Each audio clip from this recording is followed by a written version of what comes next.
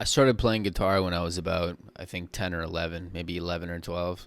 And since then, I have to admit, there hasn't been many situations where I've found myself in danger as a result of guitar strings. But on the other hand, if I'm being completely honest, there have been situations where like I pricked my finger, or like I've stepped on the ends of a guitar string after I cut it off, or you can prick your finger on the end of the guitar strings if they're hanging out of the headstock. So while guitar strings aren't particularly dangerous, there's definitely like you can kind of hurt yourself if you aren't cautious and you aren't careful of what you're doing. But for the most part, guitar strings aren't dangerous unless you're like using it as a garrote to strangle someone to death. In most cases, you should be okay. But this is something that people are curious about. Um, and I get it, I guess. But in fact, I actually have another video and another article about how some people think they're toxic just because they're made with a bit of heavy metals. And that's not something I think you should worry about either. But either way, no, guitar strings aren't particularly dangerous. One thing that on other people worry about as well is the elasticity of them, in the sense that if you're playing the instrument and then you snap the guitar string, is it going to fling out and hit you in the face? That's another thing that you could worry about. That I don't worry about that. Just because I played guitar for my whole life, and anytime the string snaps, like you don't have to worry about it like slapping you in the face.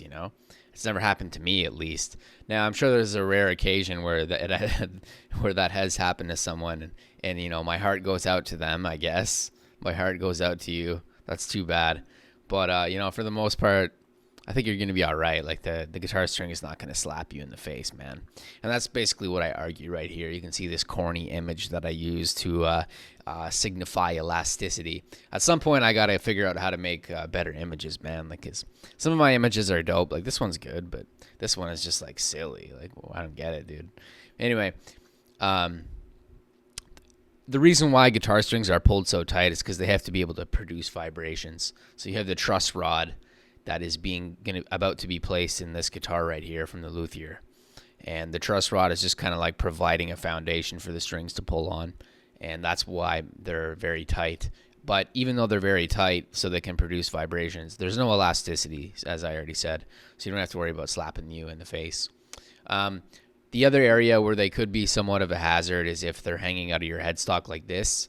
Like that was a thing for my older brother. I always noticed that he would like never cut the strings off at the end for some reason, which is weird.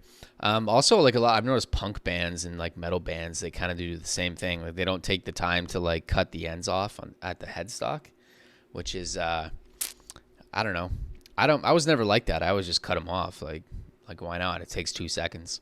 Another way of getting around that is you can actually tuck your strings underneath your strings like this. Like you can see the way I've tucked the sharp ends underneath the string, and then that way you don't have to worry. Like you don't have to worry about those. They're not.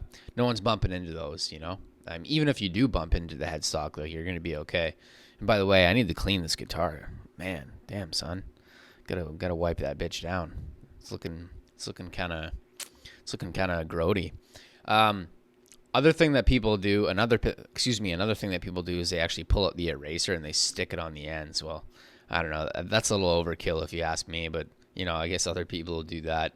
For the most part, I think maybe while changing them, you have to be a little cautious. Just don't prick the ends of the guitar string with your finger. But for the most part, you'd be all right. Maybe if you eat or lick them, that could be an issue. Don't do that. Don't eat your guitar strings or lick them.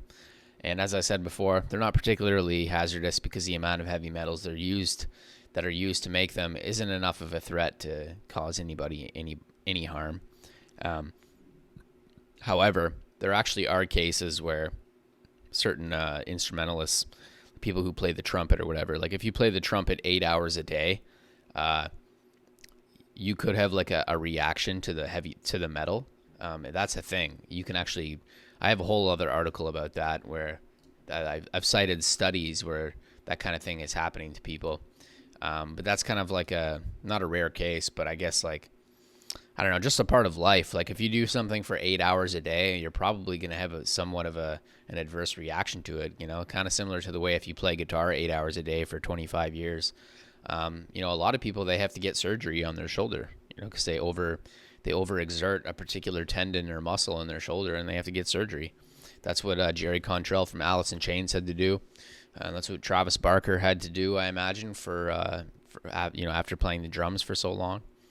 Yeah, your body just wears out, man. Like you do enough of the same thing, and it kind of wears out. But anyway, that's it for this video. You'll notice I'm not really putting my face in them anymore. That's because I don't really want to. I don't really see the point. But anyway, peace out.